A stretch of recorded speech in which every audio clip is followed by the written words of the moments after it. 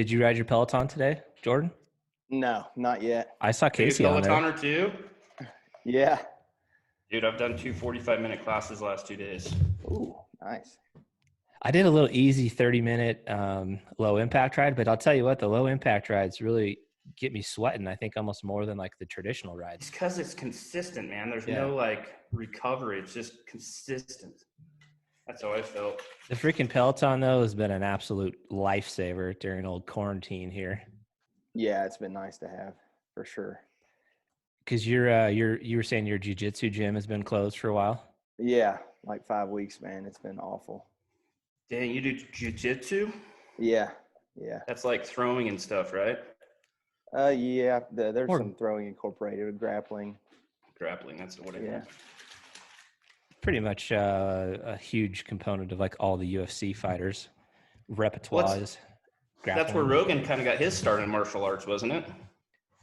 Yeah, I think he started in Taekwondo growing up, but then evolved into jiu-jitsu. Yeah, it's a fun sport. So how's life in Asheville, North Carolina? I feel like you got to say that with some sort of a drawl. Am I right? Yeah, we got some good accents down in these parts. Dude, I just remember vividly the guy we saw walking down the highway that one day, turkey hunting last year. He was like straight off of a moonshine farm. Yeah. And Jordan's like, yeah, that's pretty much what the locals look like in old Appalachia. Yeah, we got some good ones down here. Are you originally from North Carolina? Yeah, man. Born and raised. So that's a true accent you got. That's right. Guys, welcome to the Hushlife Podcast. We've got a good buddy of ours, Jordan Hotchkiss, is joining us today from the beautiful state of North Carolina, up in the mountains of Asheville. He's a friend of mine that I actually met working back in the day, corporate America, and just so happened we had the same job in different parts of the country, and we met at a trade show, I think it was, and our like senior vice president of the region, who was a hunter himself, walked Jordan over to me and introduced him and said, dude, you got to meet each other. You guys are both really into hunting. It was pretty funny to meet him. I think it turned out like he was somewhat familiar with the Hush brand, and we became buddies pretty much from that point forward. Didn't really ever talk much work, but we talked a whole lot of turkey hunting, whitetail hunting, and elk hunting. So what we're going to do today is dive into Jordan and his buddies got a really cool story. They have taken a lot of the Easterners' dream of going west and going on an archery elk hunt. And that was, I believe, two years ago, they did their very first ever trip out west. So we're going to dive into that and talk about, what was the strategy? How did they figure out their logistics, their planning, and the budget, the tags, like where to even start? One of the most common questions we get is that folks want to come out and try to hunt west, whether that be mule deer or elk, but just how do you get from learning all the stuff online to actually executing the plan? So that'll be kind of the subject of the topic, but I'm impressed. For those of you watching on YouTube, the backdrop that Jordan has is pretty impressive. You did good. Not terrible. And so last year this week, we were turkey hunting together. We just killed 2 freaking sweet toms last year. And how you doing so far this year, bud? Yeah, it's been slow, man. It's been slow. I told you multiple times, I don't think you realized how fortunate we were last year to get it done, because last year was kind of an off year too. I thought this year was going to be better, but it's been weird, man. Not as many turkeys, and the birds just haven't been talking like they have in years past. I don't know what's going on, really. You're super fortunate because you can basically hunt, so close to your house. Like you're in the zone for pretty darn good turkey area, on a good year anyways. And he was telling me this morning he was considering getting up to going, but decided to call an audible with some weather or something like that. Yeah, high winds. They were calling for 16 to 18 mile an hour winds. And then, of course, when the sun breaks, it stops and it's a bluebird day, and they're probably out in the woods gobbling their heads off. But that's how it goes. Jordan's a super accomplished whitetail hunter, turkey hunter, and just grew up his whole life hunting in the old, is it the Blue Mountain Range? Blue Ridge Mountains. Blue Ridge, yeah, Yes, the old Blue Ridge Mountains. I was amazed by the topography out there in North Carolina. Case, have you ever been out that way before? Any kind of hunting? I've never been to North Carolina. No, I can't say I have. It was looked gorgeous though from the videos. Yeah, man, it was way more steep than I thought and rugged, where we were kind of exploring in some of those places, and that definitely was a surprise. I didn't anticipate that, never having been there before. You guys, these mountains are pretty rough. They are really, you know, relatively speaking. Yeah. I mean, they're straight up and down. Once you get out of Asheville and head east, it turns flat pretty quick. But in the Appalachians and Blue Ridge range, it's straight up and down, and it's rough hunting.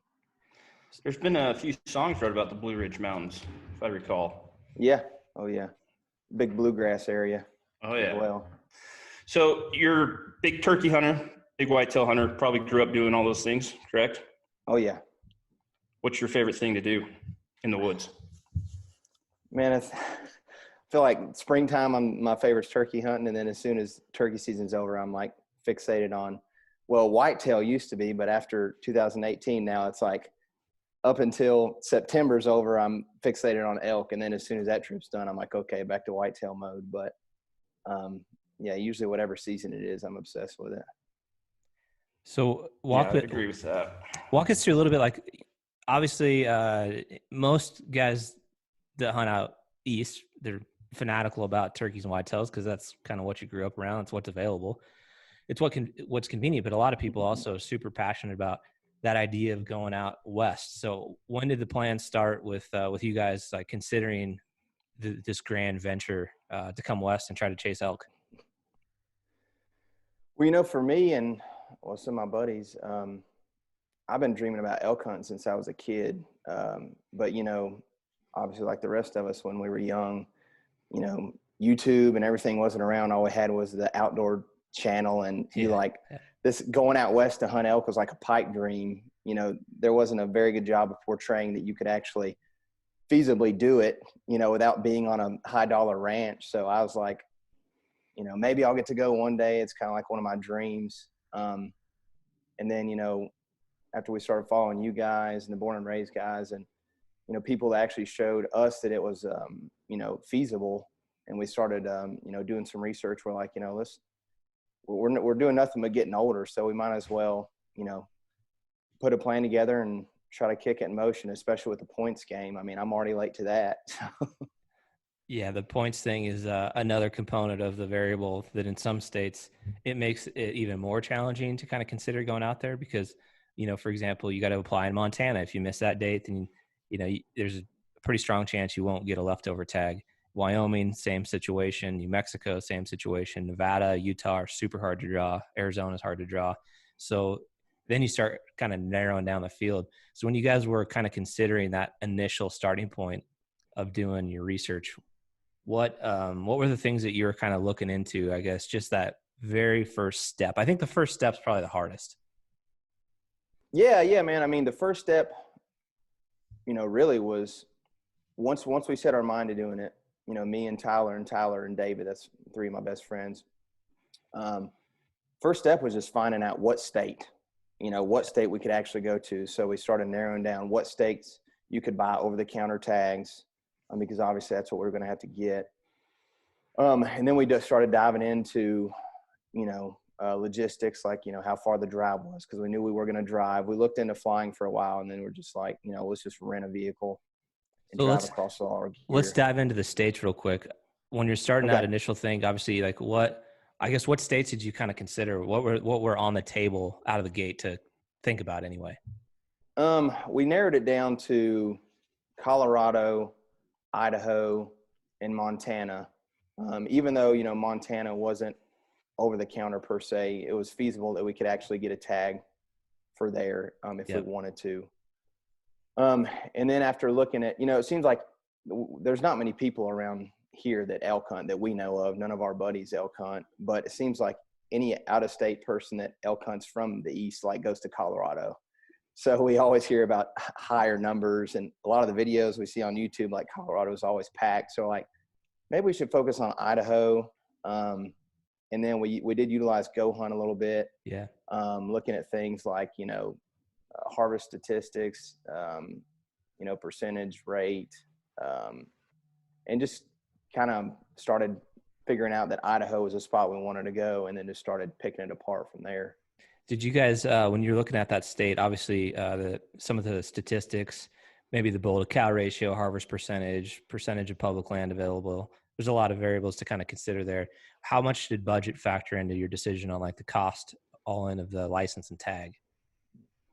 Yeah, I mean, it did factor in. But Tricky, as you mentioned, Tyler Ross, my buddy, he's the numbers guy. So he had a spreadsheet with all the tags and everything broken down and the costs and all that stuff. I like his style. Yeah. So what did you say his name was? Tricky?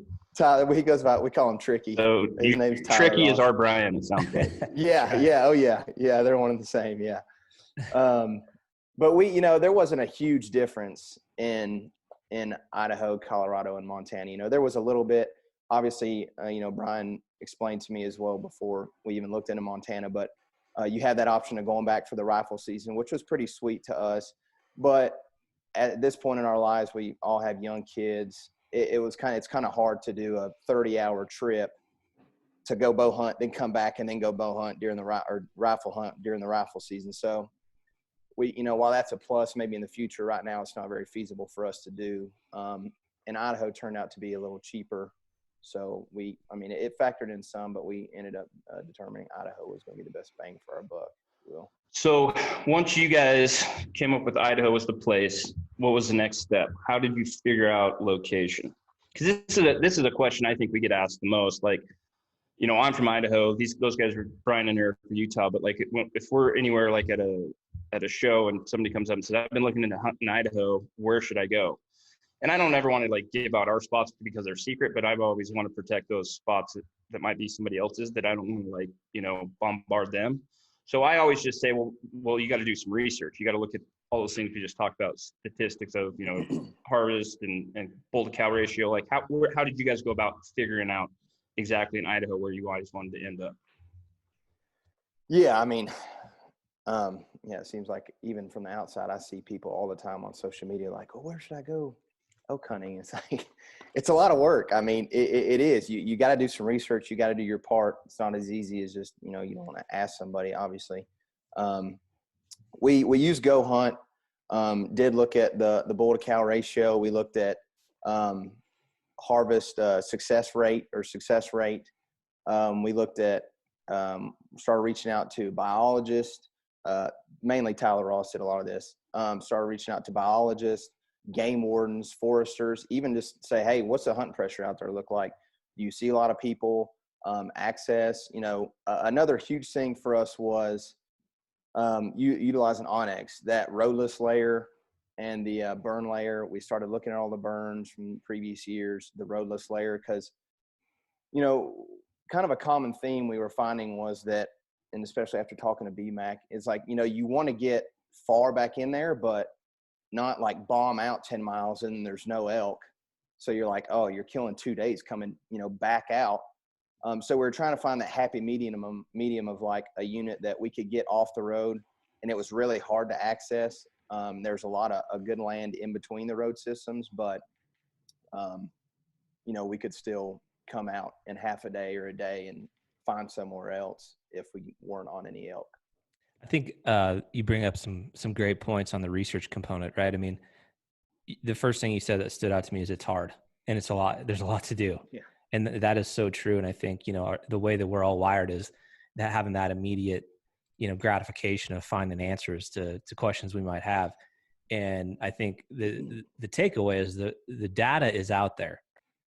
It's up to you to figure it out. I think one of the smart things you guys all did is there's 4 of you. And so you guys kind of divided and conquered. Each took different categories of responsibility to help, get to the end all decision of where you're going to go and how we're going to get there. I think that is a really wise decision for those of you listening that maybe are considering going on an elk hunt or out west on a deer hunt. Get a buddy or two or your dad or whoever that might be, and definitely try to divide it up, because it is a lot and it's super overwhelming. I think that's a barrier that keeps a lot of folks from even starting the process to figure out how to get there.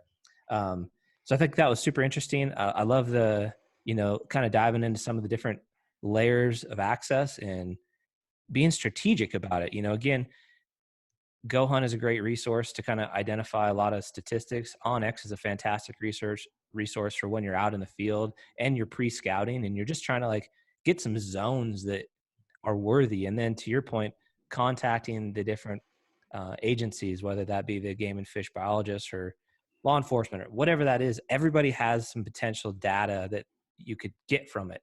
I think the key is collecting all that data and then starting to evaluate, you know, how do we make decisions or pivot off what we've learned? You know, I think some other ones that we have historically used with success would be, there's a lot of great hunting forums out there. If you listen to how we built our brand, Casey and Eric and I, a lot of us had a lot of history on those. And although they're not as popular anymore, they have archives of data still available. So if you're zeroing in on a unit or a particular tag or something, you can go search those forums. You can dive into the archives and you might be able to pull out something that could be very valuable, you know, and then you start piecing all these together. You got information from the biologist, stuff that you've learned maybe through networking, what you might have seen on an online forum, and maybe something that you read in a magazine. And all of a sudden, all these data points are coming together just to further help your decision. So I thought that was super, super interesting, just how you guys kind of came up with a couple zones. If I recall, you guys had a couple zones picked out. Is that right? Yeah, we had a couple zones. And to your point, we did join some forums. I think Tyler actually met a few people on the forums. And it's as simple as, you don't even have to go on the forums. If you just like Google search the unit you're looking at, forums are going to pop up from where people have been talking about it. And you can just dive in there. And now I will say there's a lot of, I don't know if people do this on purpose, probably, but there's a lot of, no matter what unit you look into, there's always going to be somebody that's like, the elk numbers are terrible. The wolves are killing everything. There's hunters everywhere. So we kind of had to look past that because, like, no matter where you turn, there's negative stuff about everything you look at. Yeah, I've experienced that quite a bit. But I just wanted to touch on a point you talked about a little bit earlier. And I think this could help some people out when they're doing their research. Is what I've found in the years, and it's and when you were talking about, you reached out to some of the different agencies like Fish Cops or, you know, Forest Service, BLM, whoever. I've always found that if you go into that phone call with whoever you're talking to, and it can even be like somebody that comes up to me at our booth, and if I can tell they've done a little bit of research, it's not just as broad, like where in Idaho should I go? But especially when you talk to Fish Cops, they don't want to just spill their guts to you as well. But if you go into that conversation with a little bit of research and have some open-ended questions like, you know, what are the elk numbers like in this spot? Or I'm really looking into this drainage. It seems like they're a little more willing to kind of tell you what you're trying to get than if you just go into it very broad and say, I want to hunt Idaho, where should I go? If you put your research in that and then you use that in that conversation, it seems like most people are going to be more willing to share some not secrets, but share some areas with you if you show that you've actually done a little bit of research yourself. Yeah, absolutely, man. Absolutely. And to your point, when we were calling the game wardens, Tyler specifically, we were narrowing it down to different drainages in different spots and saying, hey, what's the pressure like up this drainage or, you know, this trail or whatever. And then they'd be more apt to give us more information. We definitely weren't just calling and saying, hey, is this unit good to elk hunt? Yeah. We had specific questions dialed in. And they were all pretty good. It was pretty hard to get a hold of them, I think, just because they're out in the field so much. But when we made contacts, they were pretty helpful. I think even honestly, as much as we get an opportunity to elk hunt out west, if we draw a tag for a unit that we're not familiar with, we get lucky. For example, like last year, my Wyoming elk tag, it's really the same process of trying to just learn a new area, you know, through the e-scouting. You know, the advantages that living out here, we could maybe go verify stuff with boots on the ground versus if you're out east, your scouting is going to be pretty well limited to online only. But certainly when you bring specifics up to people, specifically biologists that know the area, they manage the elk herd, I think you're going to be able to receive so much more, you know, legitimate data and feedback in return, because they're like, oh man, these guys have done their homework. They kind of know some areas. And then they may, you know, spin off into even like a different potentially piece of information, you know, that could be helpful for you guys. So at this point, you guys have you've kind of narrowed down, you know, that Idaho's the place you're going to be. You're starting to develop a couple different, you know, options to explore further within e-scouting. You're making some phone calls to biologists. You're doing a little homework on the old forums and trying to just gather as much data. What were the other components of, I guess, maybe like the logistics? I know you referenced the 30-hour, it was like a 30-some hour drive, right, to get out there. So what did you guys decide to do for that component of logistics? Yeah, I mean, once we decided we were driving, we figured out it'd probably be best to rent a vehicle just to keep from having to put that many miles on one of our vehicles. I mean, we all have trucks, but we decided that getting a Suburban would be the best thing. And Dirty Dave could get a deal through his through his work. Dave Winberg could get a deal through his work for a rental vehicle, so we ended up getting a Suburban. We wanted something four-wheel drive, obviously, and ended up using that.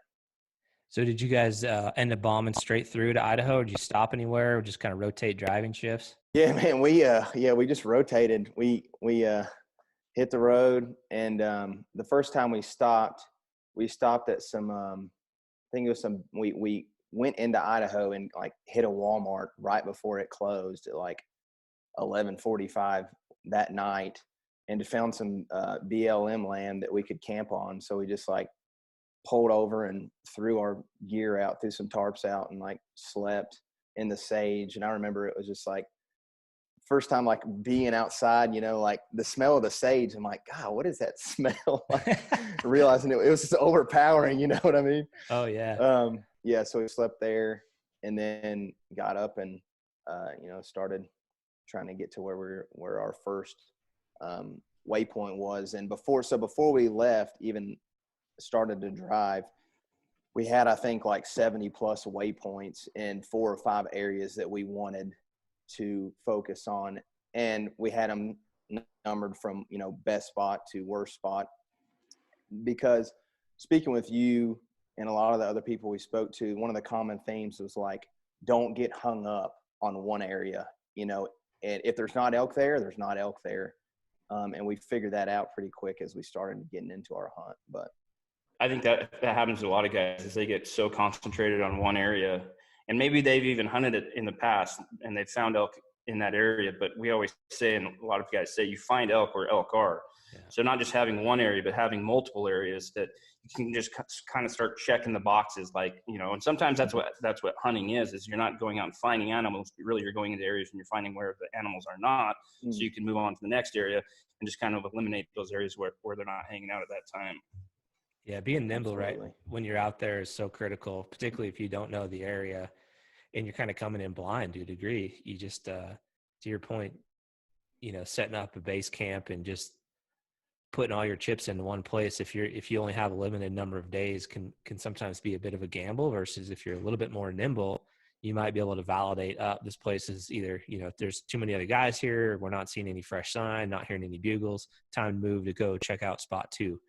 So I think that that's definitely something that is a good takeaway for a lot of folks exploring new areas. What was your thoughts when you kind of first saw like the country you're going to be chasing elk in? Because none of you guys have ever been out to Idaho before, correct? I played ball out west. I played baseball in Idaho for a little bit when I lived in Billings for a year. But as far as like being in that country, like looking at it from a hunting perspective, I'd never been in that type of country. And I know the biggest thing, and I tell people this, that surprised me was just how big it was. Like, you know, because here we're heavily timbered in the Appalachians. And when we got out there, it's like a lot of, you know, just junipers and small bushes. And it's a lot of like bald mountains. So it's like, oh, we'll go up to that knob and glass. It's like a 15-minute walk. And it's like an hour and 45 minutes up to the top. Damn, this is a long ways. I mean, you know, yeah, it was just a lot bigger than I anticipated. What were the dates you guys decided to go chase elk with the bows? I think we left on the 7th or the 8th of September, something like that. And the round trip was going to be 14 days. Okay. 2 days on each end driving. So pretty well, like trip, 14 days. Pretty decent time of the year to be in the elk woods, you know, kind of hitting that sweet spot of, let's say, September 9th, 10th, you know, through the 18th, somewhere in there. Yeah. I mean, the goal was to go during the rut. I mean, because that was, you know, my dream hearing the bull scream. I never heard that in my life. So we wanted to be able to get out there and chase them when they were talking, and, you know, try to get after them. Once you got there, you got kind of set up to spot number 1. Was the tactic trying to do any kind of calling? Were you guys doing like a backpack style hunt, base camp? What was like the initial, like, first type of approach to that area you got to? Yeah, so I mean, we were prepared for, you know, all of them. We had stuff that we could bivvy. We had stuff that we could, you know, hike in and base camp. or camp right beside the truck or the Suburban. The first spot, we did end up just pitching camp right beside the Suburban. And the first night we got in there in mid-afternoon, we went up to this high spot in glass. We all broke up, went to different spots to glass and just glassed a bunch of drainages, and didn't find any elk. But, man, the elk sign was there. And that was another big thing that we had to figure out and learn, was what fresh sign looked like, because this might be silly, but, you know, the humidity out there is so dry that it was hard for us to determine, you know, how fresh scat was or tracks or, you know, even rubs, because here it's so humid that, you know, week-old poop can look, you know, looks like it's a day old. But so the elk had definitely been there. Initially, when we got up on that particular ridge, there was elk sign everywhere. Knowing what I know now, it was probably a few weeks, maybe a month old. You know, the bulls had been tearing up the pine trees or junipers or whatever it was. So they had been there, and that was positive. We were excited about it. But that first night, nobody saw an elk. But we found some sign, and, you know, we were excited. So at what point, how many days did it kind of take you to actually see, hear, kind of have that first elky experience? So the next morning, let me back up a little bit. Our other buddy, Tyler Nix, had caught the freaking stomach bug on the way out here. Yeah, his son had got it right before we left. And so he was laid up in a tent. He hiked up that first night in glass, but I think that was like the nail in the coffin. So the next morning he was in the tent. And our plan was to actually go up this old road, this old logging road, and just call. And then if we didn't see anything or hear anything, because we hadn't seen elk, we were already going to be done with spot number one. Tyler staying in the tent, and me, David, and Tricky decided to go up this logging road. We're like, okay, so we're just bebopping along. And I'm like, you know, I'm going to stop and rip a bugle, see what happens.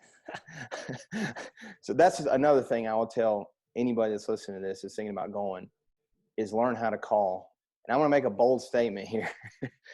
I'm not, you know, we're not out there like lip balling and doing all these crazy calls that some of you guys can do. But if you can run a turkey diaphragm, you can learn how to mew and bugle on an elk call. Like, it wasn't that hard to pick up. So I will say definitely we practiced a lot, months and months before we left, but I would definitely say try to learn how to sound somewhat like an elk, because that ended up what allowed us to kill the bull. So anyways, the first morning we're hiking up this, and we're just, you know, noobs. Our bows are on our packs, and I'm like, rip a bugle, and we're like, okay, well, didn't hear anything. So we're like walking along 3 minutes later, and we look up on the hill, and we're like, there's legs right there coming down. All of a sudden, this freaking giant bull is coming down the hill, and all our bows are on our packs. We're like, get the bows off the packs. Just a total yard sale happening on the logging road. Dude, we're throwing stuff everywhere. And he saw us, so he took off, and we tried to like chase him, but he never made a peep, just came in silent. So that was lesson number one, figuring out, like, if we're going to call, we need to have our bows ready. Can happen fast, man. Yeah. I was going to say, I would honestly argue that turkey calling with a diaphragm is way more challenging than learning how to elk call with a diaphragm.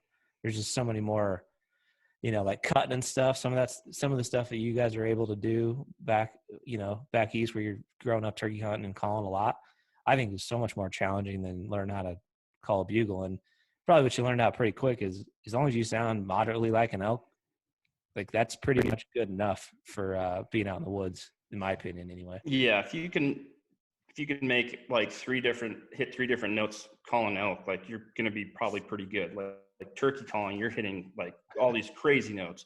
But I was going to ask you, because I think it's interesting. I've thought about this a lot, especially over the last 5 years, and the more people I meet from back east. Like, how much of your experience growing up turkey hunting and whitetail hunting were you guys able to use while chasing elk? Because, like you were talking about sign, I think whitetail hunters are a lot more in tune to sign than we are here in the West. You know, how much of that your guys' hunting abilities you had growing up, did it resonate into elk hunting? I think it played a huge part, man. Especially, you know, like you say, the sign thing. I mean, in these mountains, our deer numbers are really low, especially in our big piece of national forest we have here. I think like average deer killed is like 1 per square mile. So our deer numbers are not great. So finding fresh signs kind of hard. And then, you know, as spooky as whitetail are with movement and wind, you know, that played a huge part. And then, you know, I know it seems like a lot of Western hunters pick on turkey hunting, but, you know, in my opinion, man, turkeys have probably the best eyes of any animal I've ever hunted. I mean, they just freaking catch any kind of movement. The tactics we use for turkey hunting, as far as calling, using, you know, terrain to your advantage, the way you're going to set up and seeing the way the land lays, like which way you think they're going to come, coupled with, you know, playing the wind and, you know, playing the eyes of both turkeys and whitetail, I think played a huge part in our success and how we went about hunting them. I think that's another super key point. Again, just, man, so many folks might, you know, question whether it translates, you know, the whitetail style hunting or maybe even turkey hunting that you've been accustomed to out in the Midwest or the East. Will that translate to elk hunting? I think, to your point, like 100%. And, you know, like Casey mentioned, sometimes I think the whitetail hunters there's another level of strategy involved there that I think sometimes gets overlooked out West that could really help try to figure things out. You know, I think there's a cerebral level to a lot of whitetail hunters that I don't see as much in the West for some reason. And I probably because, you know, like you're saying, the whitetail is just such a spooky, kind of a sketchy animal to be chasing, particularly in some of the areas where there's not a lot of them. And it's super hard to kill one in the Blue Ridge Mountains or whatnot. So that's always super interesting. So when, at what point in the trip did you actually get to hear that first bugle where you're just like, you know, like, wow, that's what we're looking for? So that's a pretty crazy story too. I'll try to keep it short for time's sake. But so we after that, we decided to pick up and move, even though we saw that bull. It was like, you know, we determined he was just like a lone bull, just covering ground. So we left and went to another spot.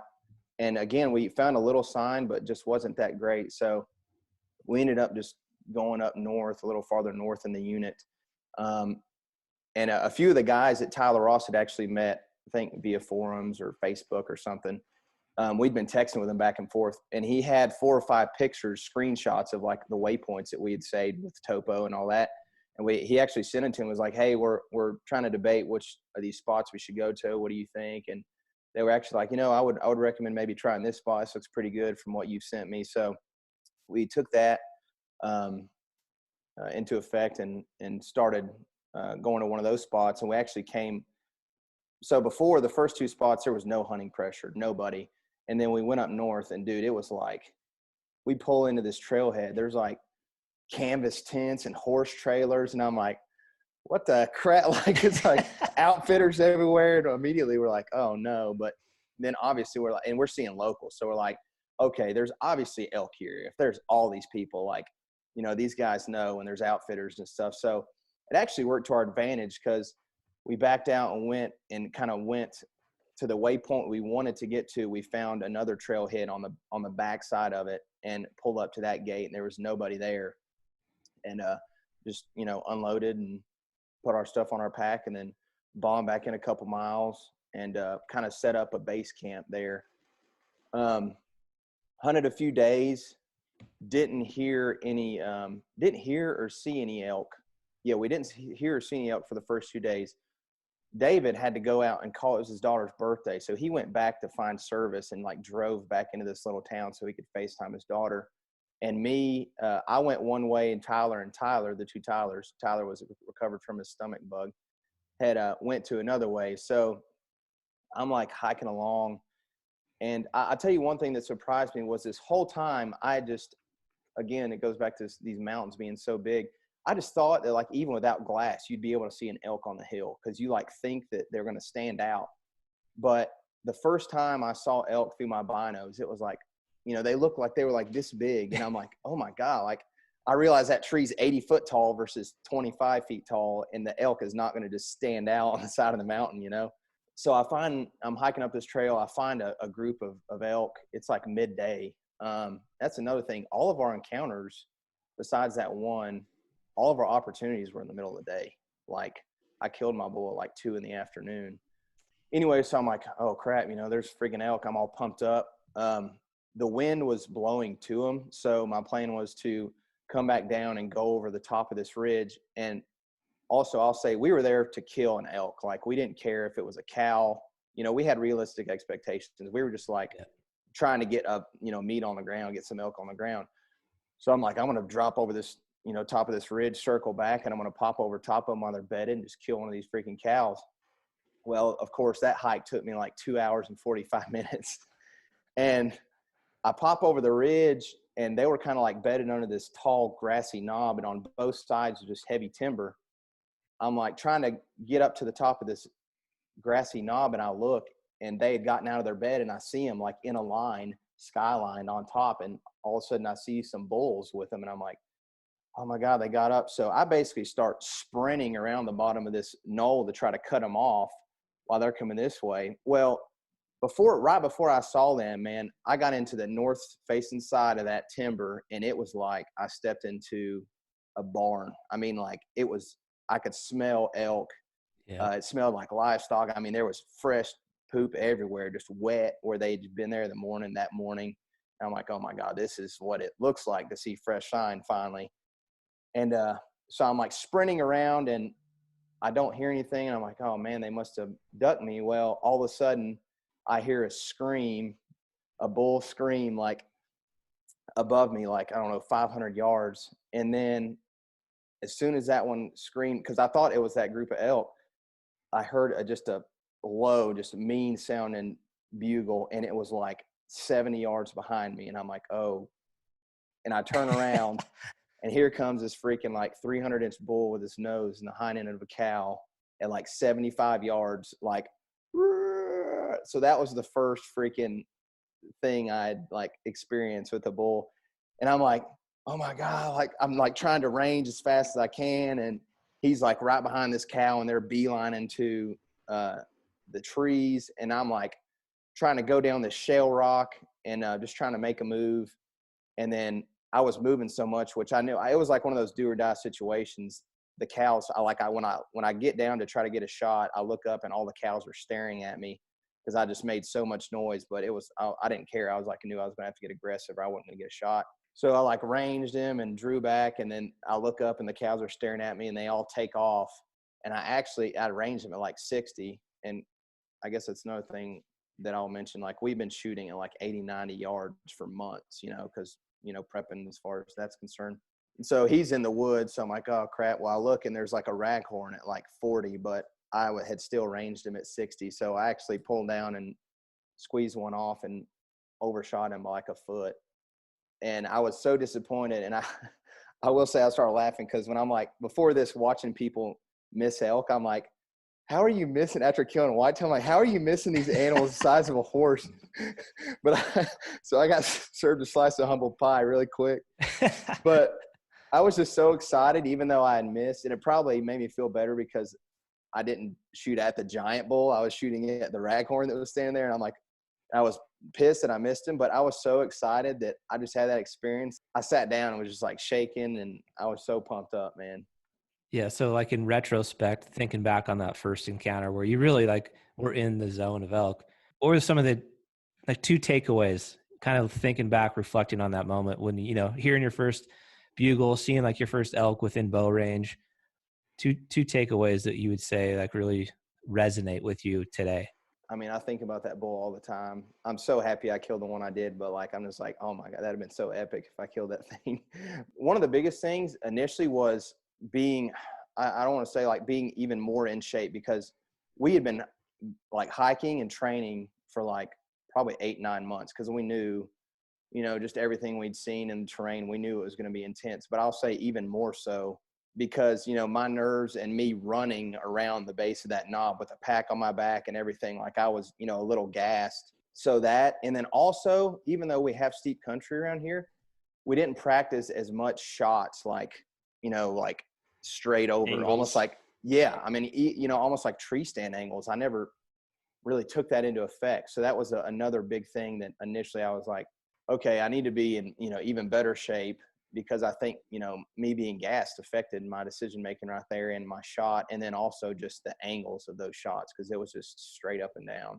I think those are two really solid points for all hunters, frankly. Like, you know, while being in shape doesn't necessarily mean you're going to shoot any more animals. I think to your point, in those situations where you need it, definitely helps. And then the angle thing is one to me that really resonates for anybody hunting, particularly out west. Doesn't matter what it is, what animal you're chasing. Constantly in those situations, we try to practice at the 3D archery shoots if you have any. I think that's probably been the most realistic practice that we've come across, that you can get 25 type shots in that are in various situations, typically off camber, up or downhill, because those That's are what very I would realistic, right? say. Your up and down is huge, obviously, in any hunting, but I've heard a lot of guys talk about it coming out west for the first time, is if you don't have a bubble, if you're rifle hunting or archery hunting, if you don't have a bubble on your sight, it can be very misleading, because a lot of times you're not standing on a flat piece of ground, right? You set up wherever you can set up when that bull comes in. And a lot of times, you're standing on a hill that's falling away from you, and you get that bow pulled up. And I've done this a lot, where pull the bow back, and you feel like your bow's not cantered, it's straight up and down, and then you look at your bubble and it's just, your bow's like this. It's very different than going from hunting some flatter stuff to hunting elk, where you find elk up in the mountains typically, Oh yeah. And that was another thing.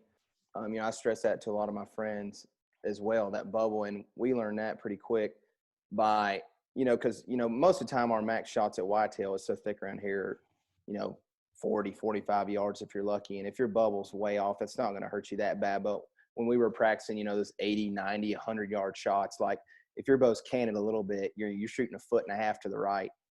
It makes a huge difference for sure. Well, you obviously got the taste of what that situation is going to eventually be like. The heart rate's increased, a lot going on there with a bunch of eyeballs looking at you, elk bugling. From that point forward, if I recall, you guys were kind of in them. Yeah, so I ended up killing that bull right there, I think 2 or 3 days later. But yeah, once we found those elk, and at the same time, Tyler and Tyler got into a herd of like 50 on the other side of this other ridge. So we were in elk at the same time. It wasn't the same elk either. So they were all tore up as well. But yeah, so the next morning, the next 2 days, we basically spent chasing this herd of elk. We got into some good back and forth, calls with them, some bugles, back and forth with some bulls. But it seemed like, I think one thing that stood out was just how fast those animals are. Like even if they're just on the move, just walking, it's like, if you're not going to intercept them and you're behind them, unless, that bull's ready to fight, it's good luck. You're not going to catch them. They move so fast. Like you can be in the game and then all of a sudden they're just like, they're gone. Yeah, it's hard to catch up to some elk that are moving, even if they're feeding. It's like, you watch them on the hillside and you're like, okay, they're not going anywhere. They're just feeding along, and an hour later you're still chasing. So let's fast forward to the moment of truth when you guys are finally in them on the day that you had the success. Walk us through that story. I think it's a pretty cool how it all worked out. Was one of the last mornings.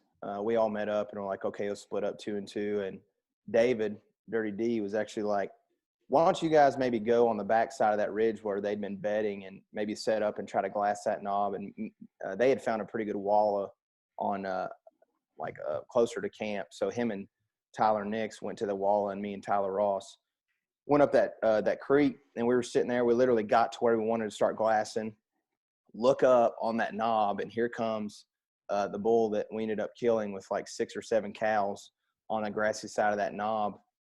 I'm like, holy crap, here we are again. We're in them. They were probably 500-600 yards away straight up. So we're on the other side, like right here, glassing up. So we dropped down in the creek again. We'd actually said, we're not coming up this freaking mountain like the day before. But of course, once he bugled, we're like, okay, we're taking off. A lot of bad decisions are made after you hear that bugle. Yeah, exactly. But, I started bugling back at him, and man, we were going back and forth. Like he was definitely in it. We crossed the creek and started going up the steep part of the mountain, and we were bugling back and forth, and then it kind of stopped, and we ended up we busted some elk out, and we were like, oh no, was it them? It turns out it wasn't. It was another group. So we got up to where we thought we were kind of like at the same elevation, because the wind was kind of, up and down, kept switching back and forth, and we're like, we need to get parallel with this thing so we can kind of try to play the wind as best we can. Well, at this point it was like, I don't know, probably 12 o'clock. And we got to the point where we were just on the side of dropping over and being into that heavy timber where they had been bedding. So we're sitting there, we had a little bit to eat, and we're like, let's just try to wait for this wind to, stay constant, and we'll drop over there. If they're over there bedded, then we'll try, and they're either there bedded or they're not, obviously. So the wind finally got consistent. We get to the top of this knob, and I'm like, Tricky, if he's in here, he's going to answer this call, just because he'd been so vocal. Sure enough, we topped that freaking little ridge, and I mewed, and he's just, he was bedded, just like a bedded bugle. And we were like, oh my God, it's like 90 yards, like in the timber. Holy crap. So we just start working him back and forth.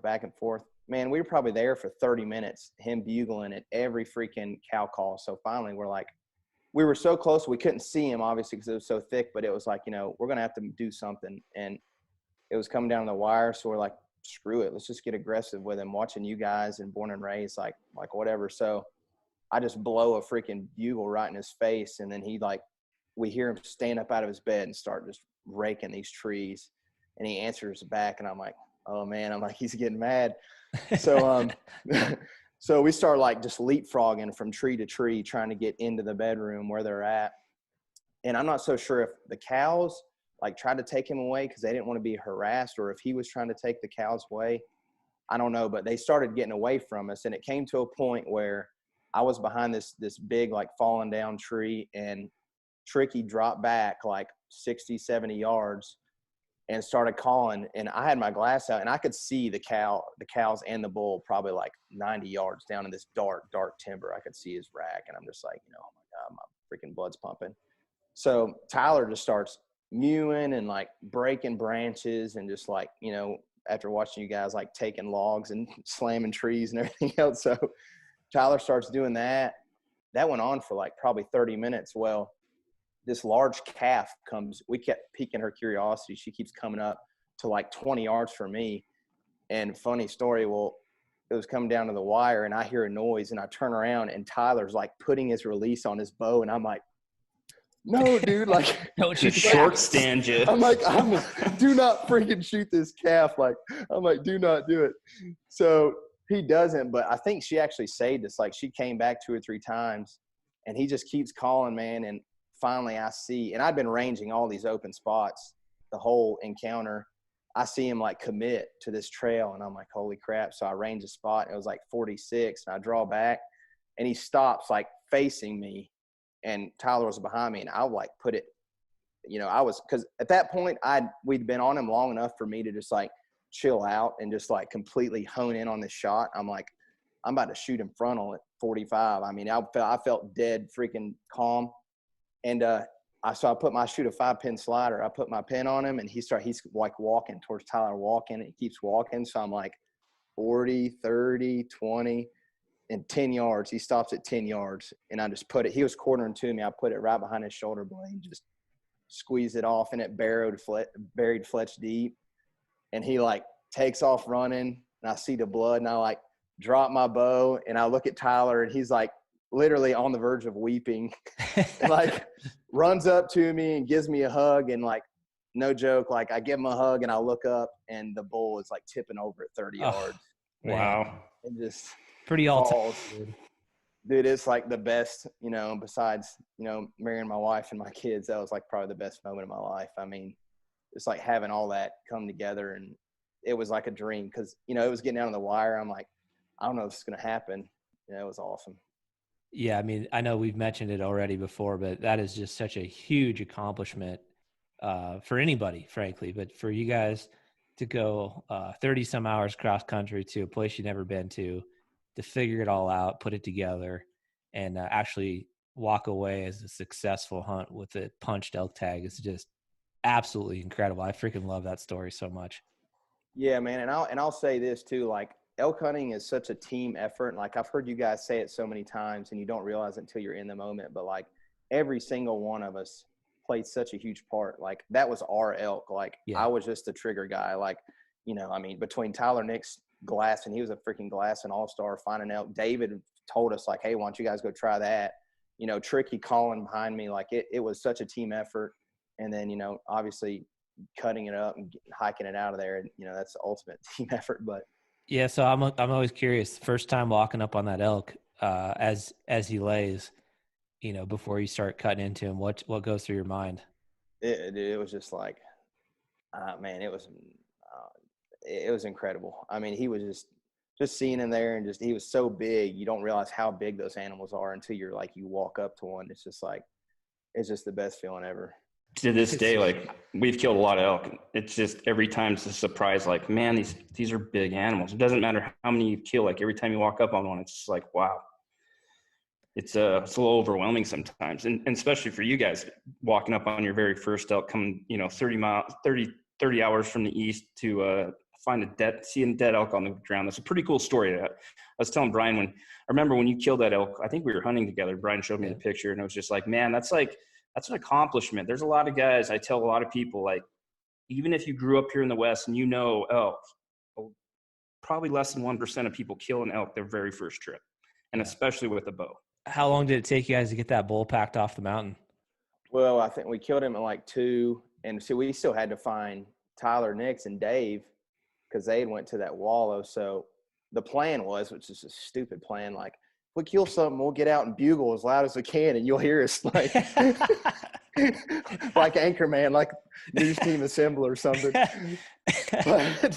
But so that didn't work after blowing on a bugle for an hour.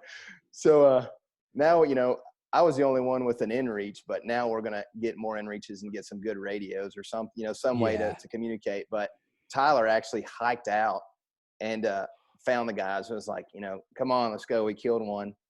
So after all was said and done, we cut him up and got him back to camp at like 12:45 in the morning. And when we started the pack out, we had some mac and cheese we were saving at camp. We're like, oh, dude, we're going to have some tenderloin and mac and cheese. And we got back and hung the meat up in a tree, and we're like, we were dead. Just went to sleep immediately. I think that's, man, if you guys have watched any of our videos or some of the Born and Raised collaborations that we've done, the 11 o'clock to like 3 p.m. time frame has historically produced a lot of elk. And I think that's just another cool takeaway that maybe if you've never hunted elk out west before during the rut, you might assume that mornings and evenings are your only shot. And I mean, your story is spot on. The bull's bedded. You got him riled up. You got him fired up. And eventually he just couldn't resist it, and gave you that opportunity, which was that freaking 10 yards, which is absolutely insane. But the midday, the old swing shift bulls case, something else, aren't they?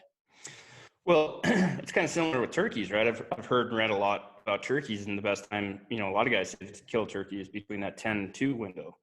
And, in theory, they come out of the roost. You correct me if I'm wrong. I'm a very novice turkey hunter. They come out of the roost. They're with their hens. The hens go sit on the nest, and then the toms go and wander, try to find more hens, correct?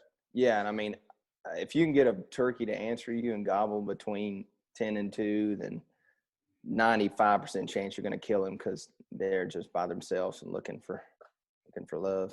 I think same with elk. Yeah. The bulls are with their cows. And I try not to ever miss a morning hunt for elk, because I think that's a great time to kill an elk. Anytime's a great time to kill an elk. But mornings I like to figure out where they're coming from and where they're going, obviously from their feed to their bed, and try to intercept them. But that 10 or 11 till 3 for elk, when they're in their beds, they're very susceptible to being called in, because if you get in, like you guys did, get into their bedroom and, pose a threat to them, that's when they really get fired up, because it feels to them like you're coming in on their cows. You were not able to go back last year because you had a new baby born right around that time frame.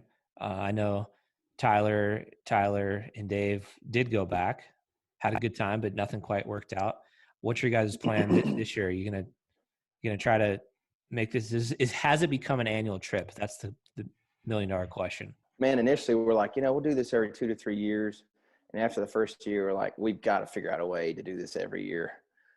So yeah, I mean, as of right now, and now we're looking, we're starting to build points in, Wyoming and some other places, to hunt more and get more elk experience. And then hopefully by the time we get like a really good unit, we'll know what we're doing a little bit more. But yeah, I think last year they left earlier in the season. They were going to try to be back by David's daughter's birthday, because it's on September 13th. So like right in the middle of prime time. And, they got in some elk, but it was just, completely different it was so hot and everything. So this year, I think we're going to try to go mid-September. Dave might actually fly out and meet us after, like we're going to drive up and then he might fly out and meet us somewhere. But yeah, so probably those mid 2 weeks of September. I think that's probably my favorite time to go, is maybe like the 15th to the 30th are dates historically that I've really enjoyed over the years. I just, it's cool because I think the more people that we talk to and we meet that have ventured out west and actually tried it for the first time, the feedback overwhelmingly is, man, why didn't I do that earlier? Number one. Oh God. Yeah. And then number two, this is happening every year. Like, you know what I mean? Like it's just crazy how it just takes that opportunity to get there, before you realize that what you're maybe missing out on. And it's so cool to hear these kind of stories. What kind of advice would you give guys listening right now that are considering this?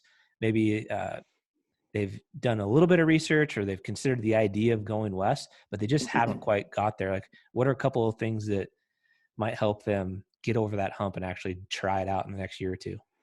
Yeah. So to preface this, we talked about this before we started recording. Like, you have guys that have the desire, like you guys did, and then you have a wealth of information, either being an app, online, like forums. You have all this information out there. What is that?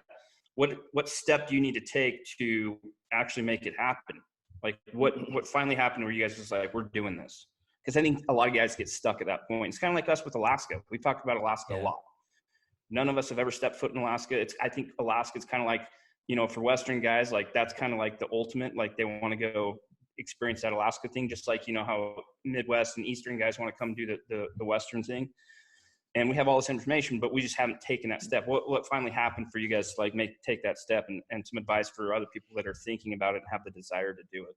Honestly, you just got to do it, and not to be rude, but I feel like there's so many people that just want, like an easy path of like, oh, here's a unit you should go. This is what you got to do. But that's not how it is. You're going to have to do tons of research. I mean, like hours and hours online. There's going to be an investment up front if you don't have gear. I mean, it is what it is. The good thing is once you get the gear, you've got the gear. And I'm not saying you have to have, I've heard you guys say so many times, save money and buy tags. Like initially it doesn't have to be the best gear in the world, but you got to have a tent, you got to have a stove, you got to have a sleeping pad. But once you have the stuff, your investment's over. And I mean, you can use it, as long as it'll last. So you're going to have to buy some gear and just commit. Like just freaking, once we decided we were going, there was like no turning back. Okay, we're going to freaking go. Even if we don't, and we were realistic about it. Like, we're not going to kill an elk probably. We're going out there with the mindset we want to kill an elk. We're going to, but probability is we're not going to. So let's just have an adventure, go out there and freaking, even if we didn't kill an elk, the experience we had of, being with, three of my best friends, camping and, going somewhere we didn't know, like that was, a success in itself. So just like making the commitment, knowing it's not going to be easy up front as far as, getting information, but just research. All the resources are out there. Watching you guys go back and look at all your freaking videos you have of, whether it's Onyx or, scouting or, calling, different scenarios, like the resources are out there. It's just taking the time to sit down and friggin' do it. And to be Mac's point, like dividing the responsibility up and, just getting after it and make that commitment and go, because once you experience it, you'll freaking be like, why in the heck hadn't I been doing this, 10 years ago? What changed from year one to year two and or about to be year three? Like what things are you guys going to do maybe a little bit different that you learned while out in the field? Or I know you kind of mentioned a couple like gear components that you had, but maybe you would have done something different there. Walk us through maybe a couple of those learning lessons from like in-field experience to what you're going to change on this next one that you're going out this fall. Definitely. We took a lot of stuff we didn't need, which that's expected, a lot of things in the packs that we didn't need is, probably really took too much food. I mean, you definitely want to have enough food, but at least the first year we took way too much food, or I did. As far as just the hunting aspect, I mean, we're gonna go back to that a spot where, I mean, we've encountered elk every year, so it's like, you know, if it ain't broke, don't fix it. But we're still, you know, going to approach it the same way, as far as if we hike back in there and there's no elk, then we're going to come out. I think this year we might actually break up, kind of like more your guys' style with the Land of the Free type stuff, is maybe do 2 and 2, go up different drainages for a day or two and have more communication and try to get on the elk. And then if they're not there, like meet back at the trailhead and go somewhere else. Also, like even more calling. I think that at that time of the year is just, you know, it's huge. Yeah, the old cat road shuffle definitely is effective for sure. Yeah. So those are some do's. Do you have any don'ts for new guys that are wanting to do it? Is there any advice that you would not recommend doing? I will say, if you do kill, because we had that Suburban, we were so scared of putting that elk head, like, I like skull it out and clean the skull as best I could, but we didn't put it on top of the luggage rack because we were scared. We're like, what about if we get in a wreck and it just smashes the skull? But so we had this thing in a trash bag in the back of the Suburban. By the time we hit North Carolina, man, it was rank. Oh yeah.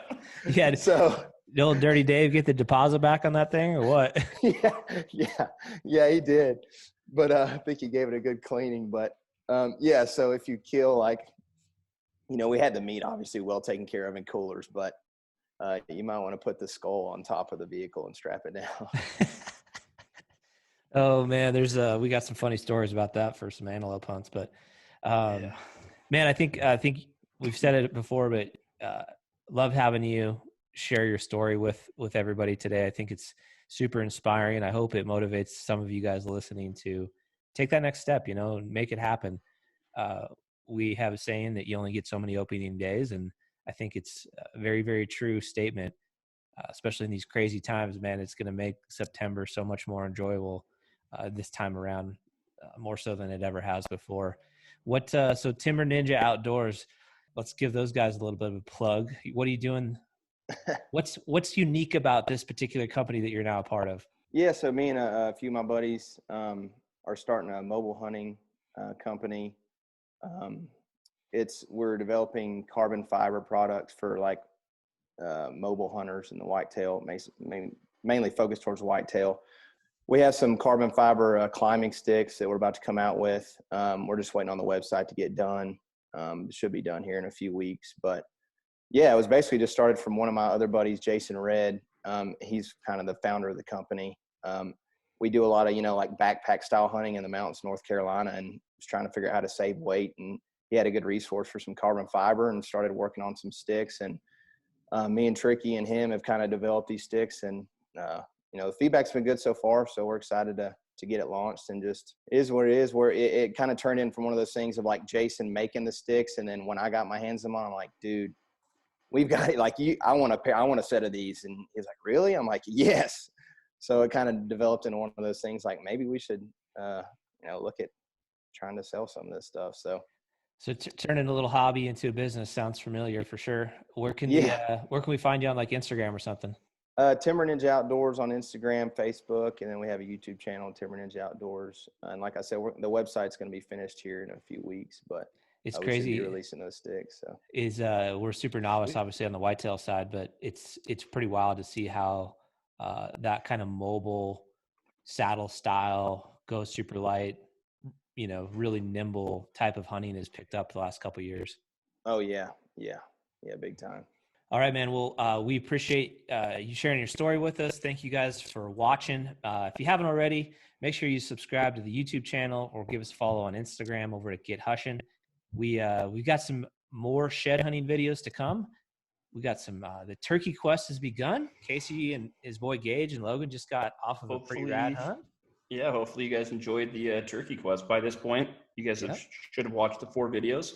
I just wanted to end this real quick. It's very inspiring for me to hear Jordan's story and his buddies, but I think the best advice I can give anybody that's thinking about doing it is you're never going to be 100% prepared to come out west. There's just no way around that. You're never going to be in the shape that you need to be. You're never going to have all the right equipment. You're never going to make all the right decisions. but you just have to do it, because like where Jordan's sitting at now, they started doing this 2 years. Now that you guys have done this for 2 years, you're light years ahead of where you're at. So the sooner you start, the sooner you come out and do it, the further ahead you're going to be. That's kind of my last take on this whole thing, Jordan. It's very cool having you on. And it even inspired me, your guys' story. Just making it happen is really cool. I think that's what a lot of people need to hear, is just make it happen. Just do it. Yeah, well, I appreciate you guys having me on. And, me and all my buddies really appreciate just the content you guys put out, because realistically, if it hadn't been for you guys and putting stuff out, and showing everybody that this is something that can be done, then, we might not have had the courage to just like buckle down and do it. So we really appreciate everything as well. Thanks, man. We appreciate that. Appreciate that, brother. All right, guys. Hope you guys have a fantastic day, and we'll see you on the next podcast.